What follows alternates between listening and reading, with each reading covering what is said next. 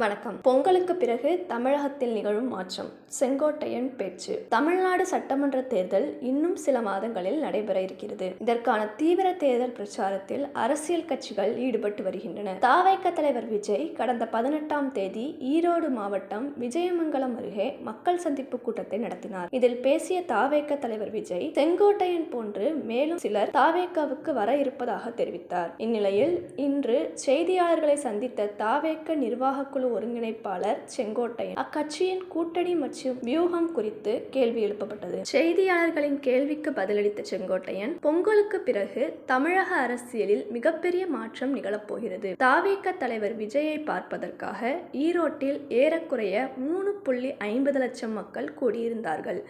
இது வரலாறு படைக்கும் கூட்டமாக அமைந்தது. இன்று தவைக்க தலைவர் விஜயுடன் ஆலோசனை மேற்கொள்ள இருக்கிறோம். அதனைத் தொடர்ந்து அடுத்து எங்கு மக்கள் சந்திப்பு நடத்தப்படும் என்பது குறித்து தகவல் தெரியவரும். கூட்டணி குறித்த முடிவுகளை விஜய் தான் எடுப்பார். பொங்கலுக்கு பிறகு தமிழ்நாட்டில் நடக்க இருக்கும் மாற்றத்தை நீங்கள் பார்க்கத்தான் போகிறீர்கள். மாற்று கட்சியினர் விரைவில் தவைக்கவில் இணைவார்கள் என்று செங்கோட்டையன் தெரிவித்துள்ளார். அது பெரிய போர்டு இருக்கிறது, அதுக்கு என்ன செய்ய போகிறேன் என்று கேட்டிருக்கிறீர்கள். அதை பொறுத்தவரையிலும் தொண்டர்கள் அதில் ஏறாது இருப்பதற்கு முள்கம்பிகள் சுற்றி விடப்படும். அப்போது அதில் ஏறுவதற்கு வாய்ப்புகள் இல்லை. அதே இடத்தில் எங்களுடைய தொண்டர் படைகள் 5 பேர்கள் அங்கே இருப்பார்கள்.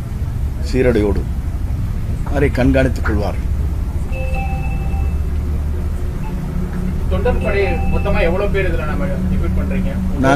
நாங்கள் 1000 பேர் தயார் செய்கிறோம். காவல்துறை எவ்வளவு அனுமதிக்கிறதோ அந்த அனுமதிக்கு ஏற்ப நாங்கள் அவளை பயன்படுத்திக் கொள்வோம். ஒரு கேபின் குறைந்தது 500 - 700 பேர்கள். அது எவ்வளவு இருக்கிறது என்பதை நீங்க எண்ணிக்கொள்ளலாம். அதான் 500 பேருக்கு 1000 பேருக்குள்ள கேபின்.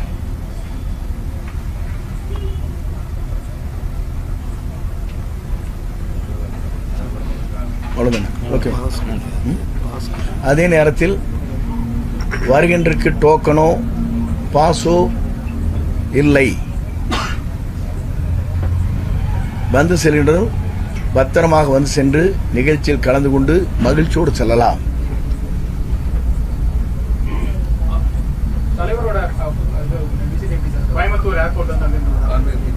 அப்படிதான் இருக்கு.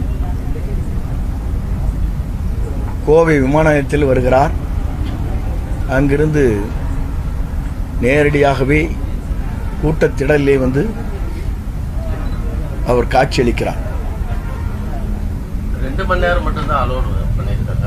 காவல்துறை கட்டுப்பாடு என்பது குறிப்பிட்ட நேரத்தை நமக்கு ஒதுக்க வேண்டும் என்று கேட்டிருக்கிறார்கள். அதற்குள்ளே அந்த நேரத்திற்கு ஏற்ப நாங்கள் அதை பயன்படுத்திக் கொள்கிறோம். எத்தனை மணிக்கு வர்றதுக்கான வாய்ப்பு இருக்குது? 11 to 1 மணி. இல்லை, இப்போ உங்களுக்கு தெரியாது ஒன்றும் இல்லை. அங்கே ரன்வே சென்னை, இங்கே டேக் ஆஃப் லேண்டிங் ஆகிற இடம், அங்கே டேக் ஆஃப் ஆகிற இடம், இரண்டிற்கும் சரியான நேரம் நமக்கு கிடைக்க வேண்டும். நீங்கள் ரெகுலர் ஃப்ளைட்டில் போனவே 1.5 மணி நேரம் லேட் ஆகுது, 1/2 மணி நேரம் லேட் ஆகுது, 1 மணி நேரம் லேட் ஆகுது. லேண்டிங் பண்ணிட்டு மறுபடியும் பெங்களூர் கொண்டு போயிடறாங்க. இதெல்லாம் பார்த்துட்டு தான் இருக்கீங்க. அதனால தான் சொல்கிறேன். அதுக்கு தான் நடந்த கூட்டத்தில் கூட ஒவ்வொரு முறையும் விஜய் வீட்டிலிருந்து கிளம்பும் போது இங்க நிகழ்ச்சி நடக்கிற நேரத்துக்கு தான் அங்கிருந்து வீட்டிலிருந்து கிளம்புறாரு. 3 மணி நேரம் லேட் பண்றாரு. அதனாலே இங்க பல பிரச்சனைகள் நடக்குது அப்படிங்கிற குற்றச்சாட்டு. இதுல எப்படி பண்ணுவாரு? இல்லை, இதுவரையிலும் அது போன்ற நிலைகள் இல்லை என்னை பொறுத்தவரையிலும். பாருங்க, பாண்டிச்சேரி நிகழ்ச்சிக்கு வருகிற போது சரியான நேரத்தில் சரியான சொன்ன குறிப்பிட்ட நேரத்தில் குறிப்பிட்ட இடத்துல வந்து உரையாற்றினார்.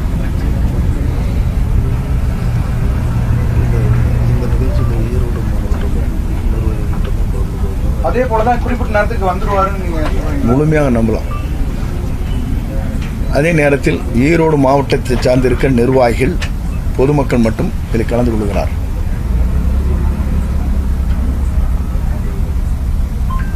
வெளி மாவட்டங்களிலிருந்தும் இதுவரைக்கும் அந்த மாதிரி தகவல் நாங்கள் தரல. அது மாதிரி அவர் திருப்பூரில் இருக்கின்றோம், அதை பற்றி எங்களிடத்திலே சொல்லவில்லை. கூட்டத்துக்கு வரவங்களுக்கு மருத்துவ உதவிக்கு என்னென்ன நடவடிக்கைகள் எடுக்கப்படுது? நீங்கள் வந்தாலும் ட்ரீட்மெண்ட் கொடுக்க சொல்லுவாங்க. 15 ஆம்புலன்ஸ் இருக்குது எக்யூப்மெண்ட்ஸோடன்னு சொல்லியாச்சு. உங்களுக்கு கொஞ்சம் டயர்டாக இருந்தால் குளுக்கோஸ் பாட்டில் கொடுப்பாங்க. மேலும் செய்திகளுக்கு தொடர்ந்து இணைந்திருங்கள் ECR TV சேனலுடன்.